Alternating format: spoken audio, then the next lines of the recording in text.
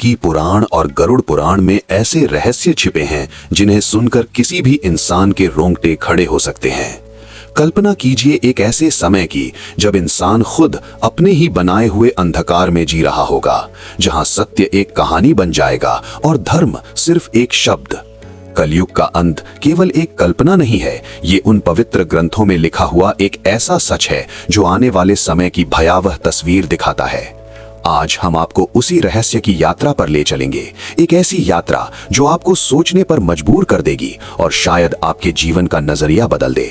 लेकिन इस कहानी को समझने से पहले हमें उस चक्र को समझना होगा जिसमें यह सृष्टि चलती है। हिंदू शास्त्रों के अनुसार कलयुग की कुल अवधि 4,32,000 वर्ष बताई गई है। महाभारत के युद्ध के बाद जब द्वापर युग समाप्त हुआ, तभी से कलयुग की शुरुआत मानी जाती है। आज लगभग 5,000 वर्ष बीत चुके हैं और अभी भी इस युग का बहुत बड़ा हिस्सा बाकी है। इन ग्रंथों में केवल समय की गणना ही नहीं, बल्कि मनुष्य के व्यवहार, समाज की स्थिति और अंत के संकेतों का भी विस्तार से वर्णन किया गया है।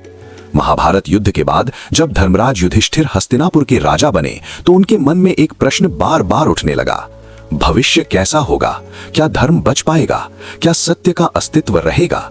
इन्हीं सवालों के उत्तर खोजने के लिए उन्होंने अपने भाइयों भीम, अर्जुन, नकुल और सहदेव के साथ भगवान श्री कृष्ण से मिलने का निर्णय लिया। जब युधिष्ठिर ने अपनी चिंता अर्जुन से साझा की, तो अर्जुन ने कहा, यदि कोई शत्रु है तो मैं अभी उसका अंत कर दूं।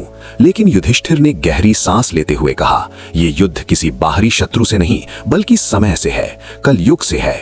सभी पांडव इस चिंता में डूब गए और फिर वे द्वारिका पहुंचे।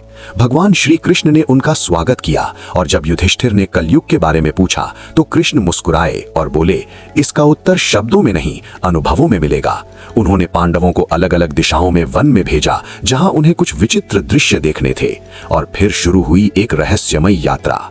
युधिष्ठिर ने एक ऐसे हाथी को देखा जिसके 2 सूंड थे, जो दोनों ओर से पेड़ों को उखाड़ रहा था। अर्जुन ने एक पक्षी देखा जिसके पंखों पर वेद लिखे थे, लेकिन वो मृत शरीर खा रहा था। भीम ने एक गाय को देखा जो अपने ही बछड़े को इतना चाट रही थी कि वो घायल हो गया। सहदेव ने 7 कुएं देखे, जिनमें से सबसे गहरा कुआं पूरी तरह सूखा था। नकुल ने एक विशाल चट्टान को देखा जो बड़े बड़े वृक्षों को तोड़ रही थी, लेकिन एक छोटे से पौधे के पास आकर रुक गई। जब सभी पांडव लौटकर श्री कृष्ण के पास पहुंचे, तो उन्होंने इन सभी दृश्यों का अर्थ बताया। उन्होंने कहा, 2 सूंड वाला हाथी इस बात का संकेत है कि भविष्य में शासक जनता का 2 तरफ से शोषण करेंगे। वेदों वाला पक्षी ये दर्शाता है कि ज्ञान तो होगा, लेकिन चरित्र नहीं।